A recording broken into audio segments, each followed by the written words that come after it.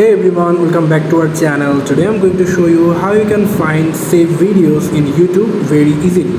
So without wasting any time, let's get started. So first we will going to watch this video, like just for showing you. If we just click on this video and if you want to save this video, you just need to come over at the downside, and in the right side you can see there is an option called save. So if you click on that and click on watch later, because there are not playlists, you can save it as a watch later, and after that it's completely saved. So now what you need to do, just come over this horizontal line over here, and then you just need to come over watch later option at the left side, click on that,